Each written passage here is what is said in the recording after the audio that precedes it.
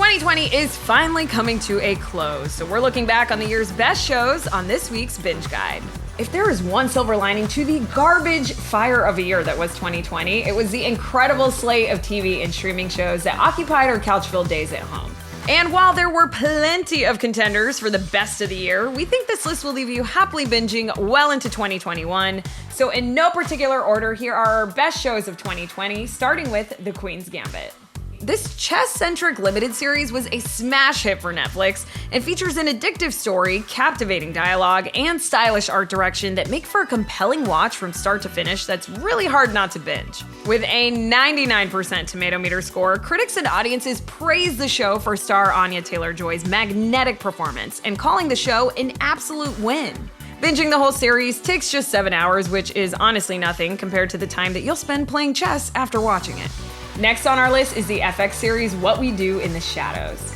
Based on the 2014 film of the same name, this horror mockumentary from Taika Waititi and Jermaine Clement follows a group of vampires living together in Staten Island, which is way more hilarious than it sounds. The second season builds on the goodwill from the first and has been given unanimous praise with 10 Emmy nominations and 100% on the tomato meter, with critics saying it savvily expands its supernatural horizons while doubling down on the fast-flying fun.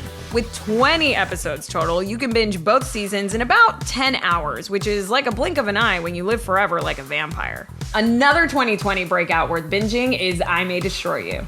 Co-produced by HBO and BBC, this comedy drama explores sexual assault and modern dating using a blend of carefully crafted storylines and ultra-believable characters that infuse humanity and a surprising amount of levity into an otherwise dark subject. Star Michaela Coel's undeniable talent is on full display in front and behind the camera as she co-directed 8 episodes in the first season, which critics called brave and delicate in its ability to balance dark humor with moments of deep discomfort.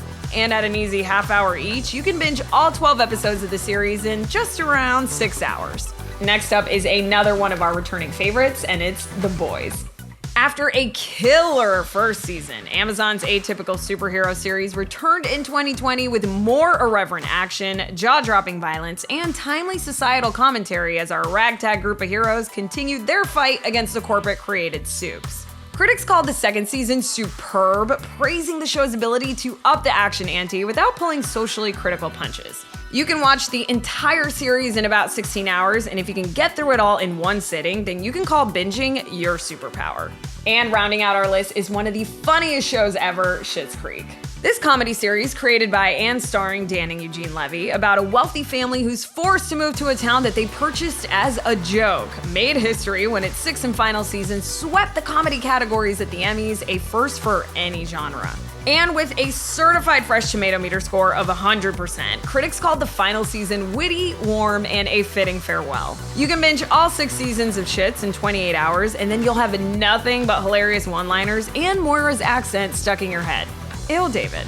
All right, friends, hopefully this list will keep you binging well into the new year. Did your favorite make our list? Let us know in the comments. And be sure to check out the new Rotten Tomatoes is Wrong, a podcast from Rotten Tomatoes, because Fresh and Rotten is just the beginning of the conversation and new episodes drop every Thursday. And if you don't want to miss out on any future recommendations based around the movies and shows that you love, please hit that subscribe button and notification bell. And as always, we can't thank you enough for tuning in to the Rotten Tomatoes Binge Guide. Bye.